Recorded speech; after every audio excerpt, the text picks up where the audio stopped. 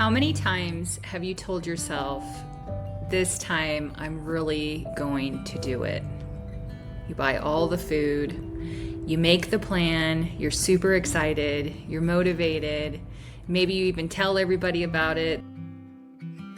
This is it, I'm changing my life. And then a week goes by, or maybe a month, and then life happens. You have a stressful day. You eat something you told yourself you weren't going to eat.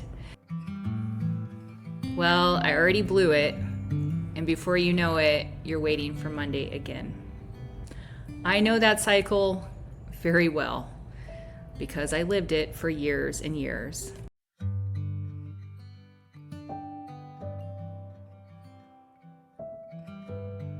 I tried keto, carnivore, paleo, AIP diet, Weight Watchers, SlimFast, Noom, low fat, GLPs, you name it, and I probably tried it. Every single time I was super gung-ho in the beginning until I wasn't. Weight Watchers probably lasted the longest because I was on and off it for like 10 years. But sometimes the off part of being on Weight Watchers lasted for years. So if you know what you need to do, but you keep asking yourself, why can't I just stay consistent? This video is for you.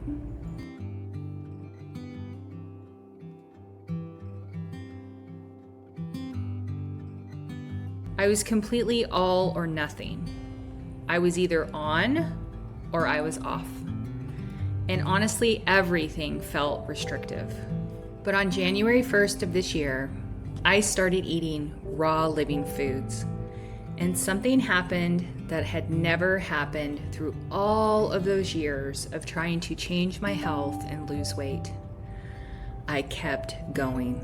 And I kept going not because I never struggled, not because I stopped having cravings overnight, not because temptation disappeared, and definitely not because I suddenly developed some superhuman level of willpower. There were plenty of times I wanted to quit, but I didn't.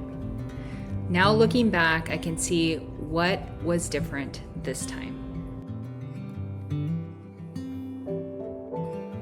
I don't think most of us have an information problem anymore.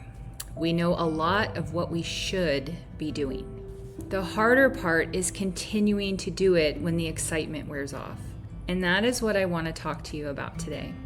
Before I tell you how I stayed consistent, I need you to understand where I was when this began. By the end of last year, I had reached what I can only describe as my rock bottom. I had been diagnosed with autoimmune diseases. I had several problems with my back and my neck. Walking became difficult. I needed to use a cane. I had trouble sleeping. I was dealing with anxiety, depression, and complex PTSD symptoms, and I was taking 7 different medications. I felt like a complete train wreck. And I wasn't willing to live like that anymore. For so long, I had put food on a pedestal. Food was comfort, food was entertainment, food was a reward, food was something I reached for when I was sad, stressed, bored, happy, every emotion. Sometimes food was just something for me to do. I had been an emotional eater for as long as I could remember. Before I even knew what emotional eating was, I was emotionally eating. But I finally had to ask myself a question, and that question changed everything. What is this costing me? We spend so much time thinking about what we're going to have to give up if we change. What foods can't I have? What restaurant can't I go to? What will I eat on vacation? What about holidays? What about my favorite foods? I had spent years in my diet cycles asking those questions. I finally needed to ask, what is not changing costing me? Well, it's costing me my health. It's costing me my mobility, my happiness, my ability to participate fully in my own life. At that point, food had affected my life so dramatically that I knew something dramatic needed to happen in order for things to change. For the first time, this wasn't primarily about losing weight. I simply wanted my life back. Your why has to become bigger than the moment. This is probably one of the biggest reasons I stayed consistent.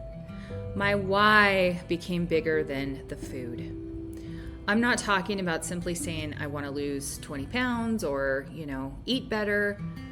Okay, but why? Why do you want that? Why does losing that weight matter to you? Why do you want your health back? Why do you want more energy? What do you want to be able to do that you can't comfortably do right now?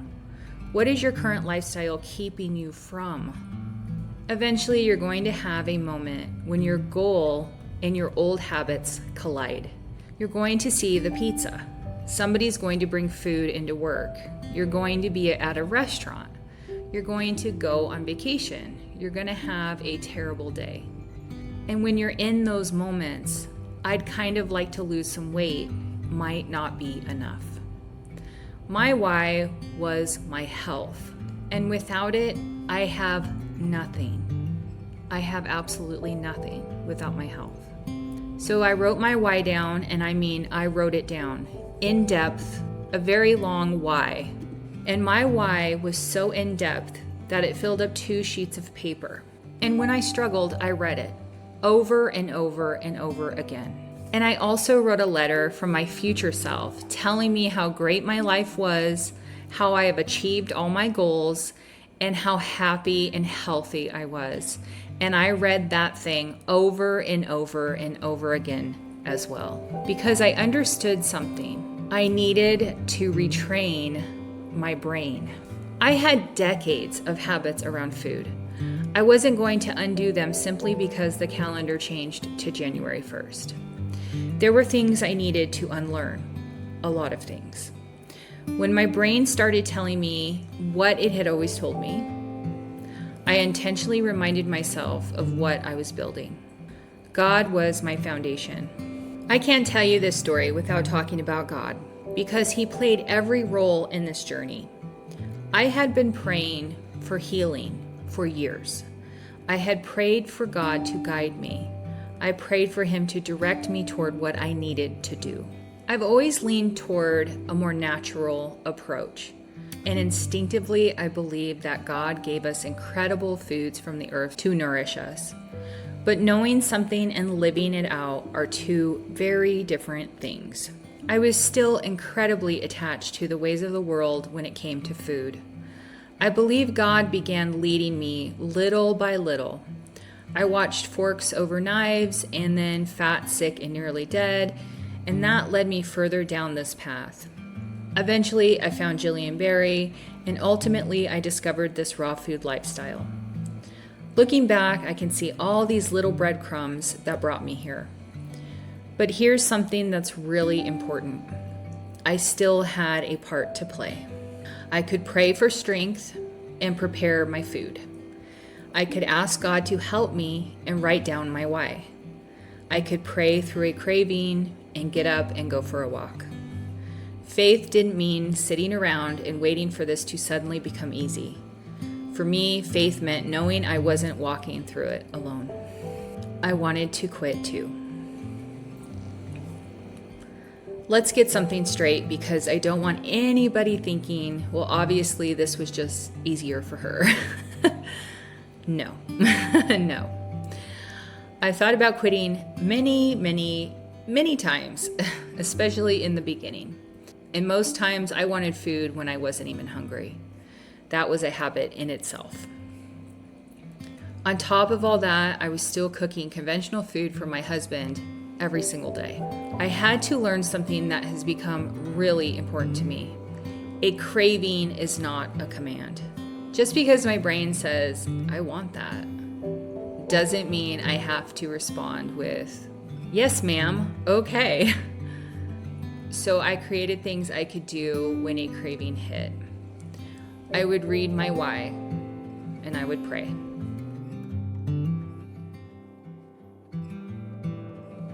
Sometimes I'd eat an apple. Sometimes I'd have some avocado with some sauerkraut because it was really satisfying. I'd wait 15 minutes sometimes. I'd go for a walk a lot of times. I'd watch encouraging videos from people who had already accomplished what I was trying to accomplish. And sometimes I went straight into my group and basically said, I'm struggling, help. Accountability changed everything. I posted in the group that I was in every single day, every day. I also had an accountability partner for the first 30 days, and we checked in every single day for 30 days, and that helped me tremendously. Here's what we tend to do when we're struggling. We disappear. We stop posting, we stop checking in, we don't want anyone to know we're struggling. And that's the exact moment we need support the most. There is no trophy for doing this alone. Sometimes I needed to borrow encouragement from somebody else. Sometimes I needed somebody to remind me why I started. Sometimes I needed to see somebody further down the road and think, if she did it, then I can too. If you've spent years trying to change your life alone and it hasn't worked, maybe you don't need another diet. Maybe you just need support. Preparation was a necessity. Preparation was absolutely key to my success. It was not optional. I usually knew what I was going to eat 2 or 3 days ahead of time. I kept snacks ready, vegetables were washed, things were cut. I always had avocados around because, well, they're delicious and one of my favorite foods, but I knew they were really satisfying for me. I did not want to wait until I was starving to decide what I was going to eat because hungry Amber does not need to be standing in the kitchen holding a committee meeting. I wanted that decision made already. This is where I think a lot of us accidentally make consistency way harder than it needs to be. We say, I'm going to eat healthy tomorrow. Okay, well, what are you going to eat tomorrow? What are you going to eat for lunch? What's your snack? What's available when you're exhausted? What happens when you're running late? What's waiting for you when you get home? What if you didn't go grocery shopping earlier in the week and you have to stop after work and you don't feel like it? You don't need 47 matching meal prep containers. You need a plan. I didn't require perfection. Here's something people might find interesting. When I started eating raw, there were 2 things I was not willing to give up right away. Peanut butter and honey. And honey isn't even vegan. And I knew that, but I wasn't trying to win an award for being the world's most perfect raw vegan. I was trying to change my life. This was a massive shift for someone like me because I had spent years being all or nothing. I was either doing everything perfectly or forget it. I've completely changed the way I think about consistency now. To me, consistency is not doing something perfectly 100% of the time. If you can keep going at 80%, you can succeed. Think about what's better, being 80% consistent for a year or being 100% consistent for 12 days, followed by 6 months of doing nothing. That one realization could have saved me years. What does your next meal look like? This is for my all or nothing peeps. I see you. You eat something you didn't plan to eat. The old mentality says, well, I blew it. Then dinner becomes whatever you want. Tomorrow isn't worth starting because you have plans tomorrow night. Then it's the weekend, so you decide, I'll just start on Monday. Stop. You ate one thing. You made one decision. Now ask yourself, what does my next meal look like? That's it. You don't need punishment. You don't need guilt. You don't need another dramatic January 1st restart. You need another meal. Make the next best choice.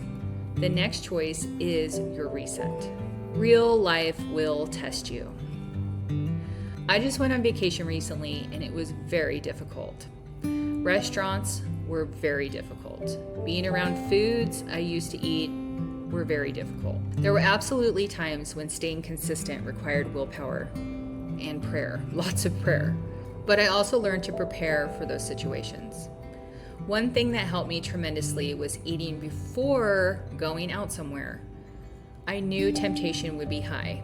Why would I intentionally walk into a difficult food situation hungry? So I ate something first.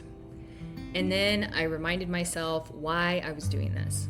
I made the decision before I got there because you don't want to be figuring out your life priorities while your old favorite food, like chips and salsa, is sitting 6 inches from your face. Then something happened around 90 days. Somewhere around 90 days, this became completely normal to me.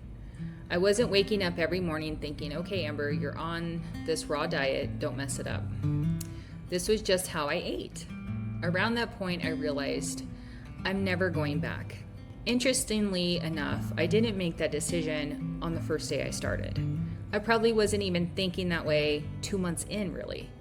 But somewhere around the 90-day mark, I knew. That taught me something incredibly important. You don't have to feel like the person you're becoming before you start behaving like her. You practice, you repeat it, you keep showing up, and eventually something that once required tremendous effort becomes part of who you are. That's why I don't want somebody on day 4 comparing herself to somebody on day 200. You keep going long enough though, and you will find out what your day 90 feels like. Food doesn't control me the way it used to. My relationship with food today is a complete 180 from what it was. I used to be incredibly addicted to food, junk food especially. I was an emotional eater. I ate when I wasn't hungry. Those highly palatable foods kept me wanting more and more and more. But when I stepped away from them long enough, something changed. My taste buds changed.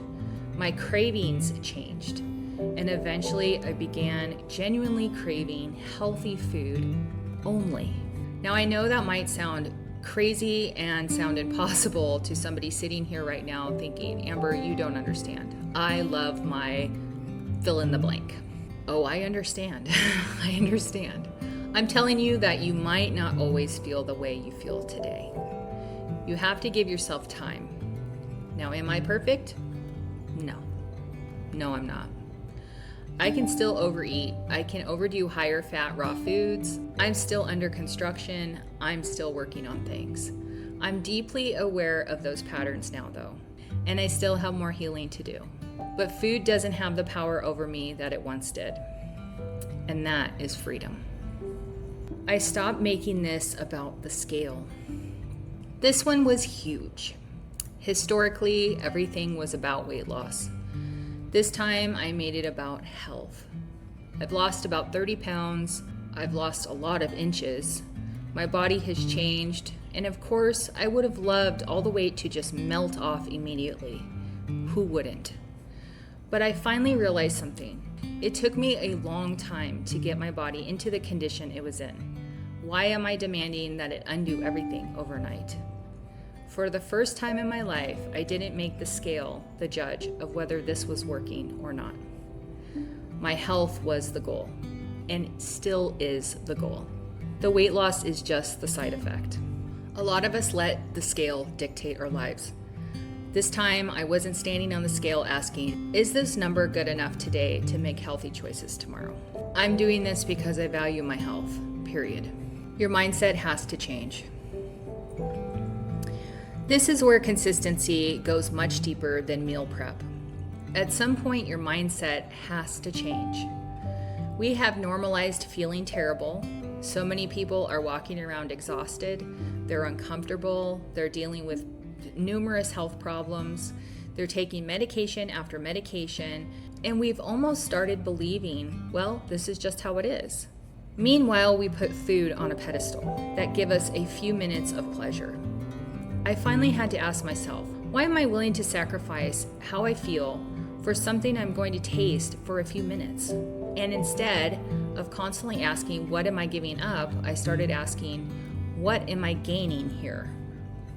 Well, I'm gaining my life. I'm gaining mobility. I'm gaining confidence. I'm gaining trust in myself.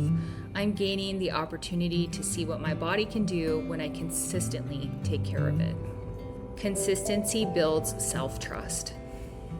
Something happened through all of this that I wasn't expecting. I started trusting myself. Think about how many times we tell ourselves, Monday, this time I'm serious.